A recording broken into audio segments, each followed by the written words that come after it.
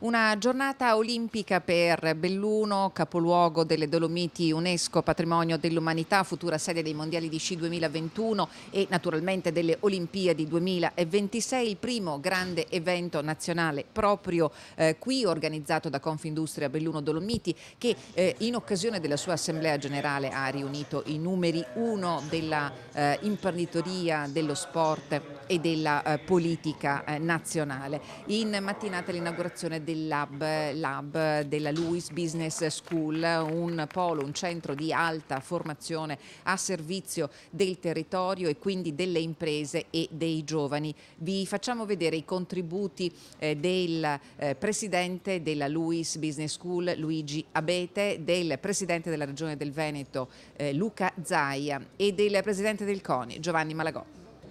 Avere sul proprio territorio una capacità di formazione qualificata, riconosciuta a livello internazionale come è la LUISS Business School è un valore aggiunto per tutti.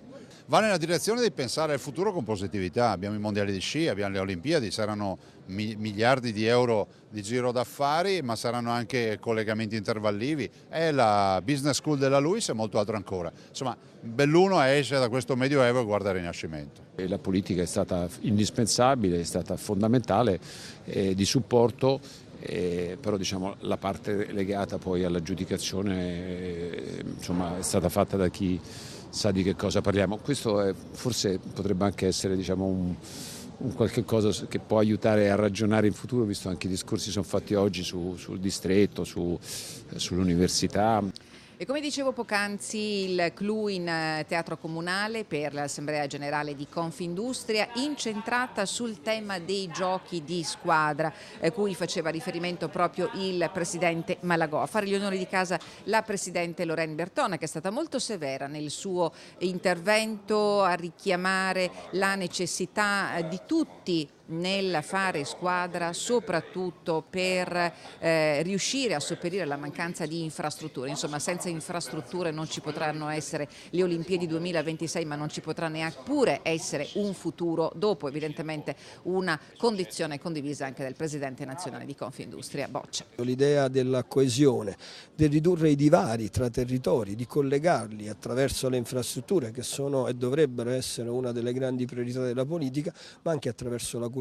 Sappiamo benissimo che senza queste infrastrutture il territorio non potrà farcela, a prescindere dalle Olimpiadi. È un motivo in più per portare tutte le infrastrutture nei prossimi anni, ma dobbiamo guardare oltre, dopo le Olimpiadi. Questo è quello che si gioca su questo territorio nei prossimi anni. Non può più essere un parco giochi o una riserva indiana, lo diciamo, lo ripetiamo, anche perché abbiamo spazi immensi su cui costruire e creare il nostro futuro, il turismo, le imprese. Abbiamo tantissimo per poter crescere, per poter trattenere i nostri giovani. Da Belluno perciò è partita questa sfida per il territorio, per la sua crescita, per le imprese, con resilienza, continuando ad elaborare in modo creativo come le piccole, medie e le grandi industrie bellunesi insegnano a fare.